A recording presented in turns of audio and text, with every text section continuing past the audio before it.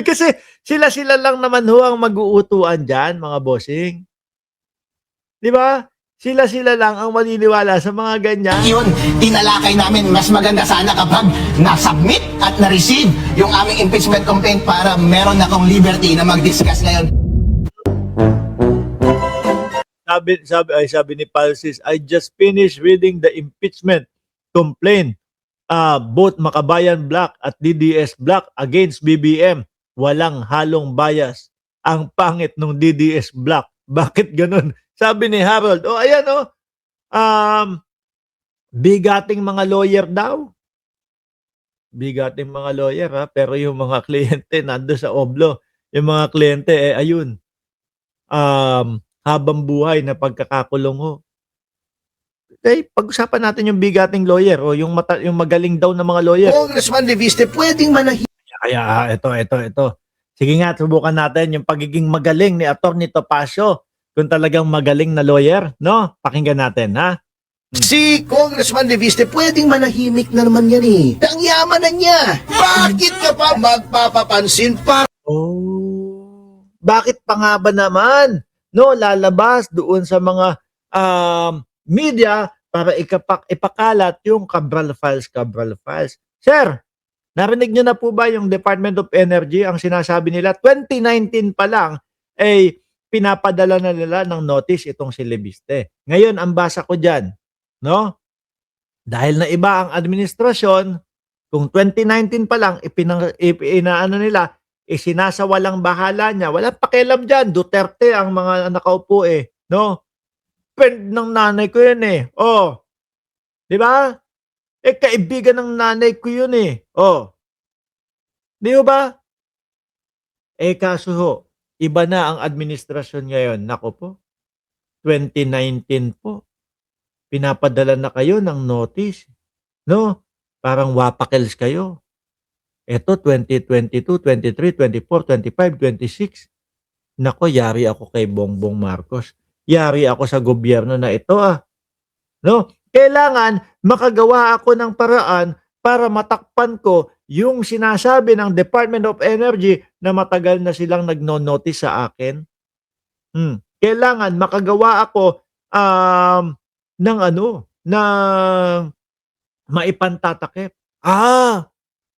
Uso ngayon yung flood control. Uso ngayon yung mga ghost project. Uso ngayon ang DPWH. Makapunta nga kay Yusek Cabral. Makisali nga ako. Kaya umabot sa punto na may pag-aagawan daw ho, mga kababayan.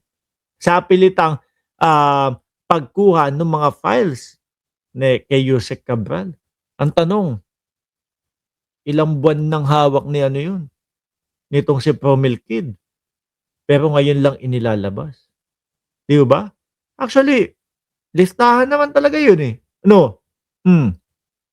Tuloy mo, Topacio. Para yung sinasabi nila na may tinatago daw. Kung may tinatago ka, ba't ka magpapapansin? Kung may Hindi. Kumbaga, tinatakpan niya ng mas malaking issue o tinatakpan niya na para maging mukhang hero siya, kaya siya nandoon sa Cabral Files. Yun. No? Ayan, ang liwaliwanag ng sinabi ng Department of Energy, 2019 pa lang, may notice na sila kay diyan kay Promil Kid, di ba? Kaya si Promil Kid, kailangan kong magpapansin sa way na hindi mapapansin yung mga notice ko dati pa. Saka yung, sabi, binenta daw yung prangkisa daw talaga. Sabi, mga bossing, no? Asan ba yun? Sandali. Ito, nasan ba yun Ito, ng kanyang kumpanya. Sinungaling daw si Batangas Congressman Leandro Leviste na hindi nito binenta ang prangkisa ng kanyang kumpanya. Sabi ho, Nino, nung isang kongresista, mga kababayan, na binenta daw talaga yung prangkisa. Solar para sa Bayan Corporation. Sa programang Inbox ng Abante, sinabi ni Bicol Saro Party List Representative Terry Ridon na SPDC ang controlling interest sa prangkisang ibinigay ng Kongreso. Bukod sa pagbenta ng prangkisa, bigo rin daw mag-operate ang kumpanya ng 4 na taon. Bagay na una nang inamin mismo ni Leviste. Yan yung tinatakpan niya para po sa pagkakaintindi ko.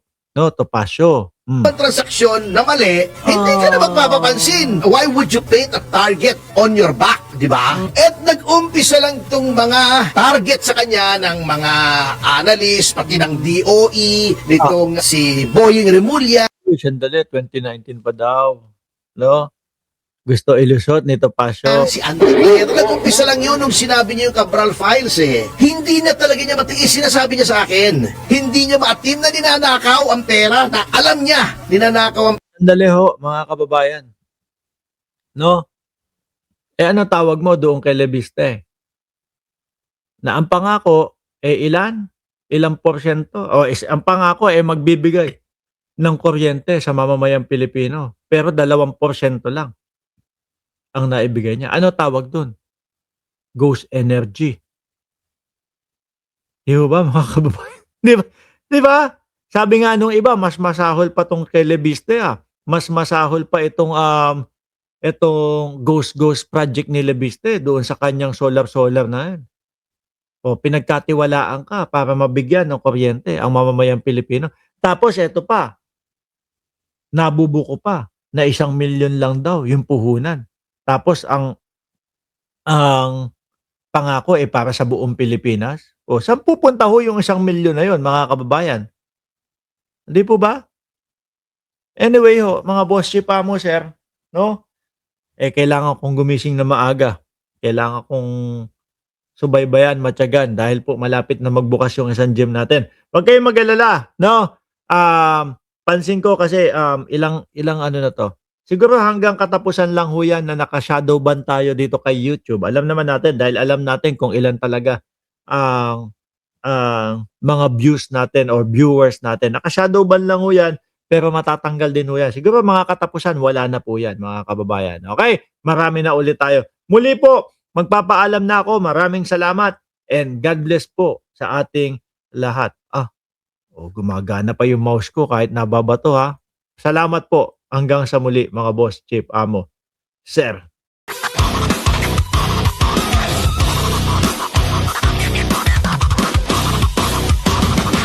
Kawawang publiko, grebe na ito. Nilalaso ng isipan, grebe na kayo. Kailangan wakasan ng katampalasan para mailigtas natin mamamayan. Mamameke ka ba? Birahin na yan. Utak ka ba? Birahin na yan. Kultong dedes, birahin na yan. Birahin na yan. Birahin na yan. Walang takot, sino ka man. Basta para sa katotohanan. Eto na, handa ka na ba? Tabing gawan, dito na binan. Walang takot, sino ka man. Basta para sa katotohanan. Eto na, handa ka na ba? Tabing gawan, dito na binahan. Dito na binahan. Dito na binahan. Yeah! Opinong malinaw at malupit. Lalatay sa'yo na humahagupit. Mga hindi pilit pero todo. Kami ang gigiba sa inyong santo. Namameke ka ba? Birahin na yan. Utak-uga ka ba? Birahin na yan. Kultong dides, birahin na yan. Birahin na yan. Birahin na yan. Walang takot, sino ka man. Basta para sa katotohanan.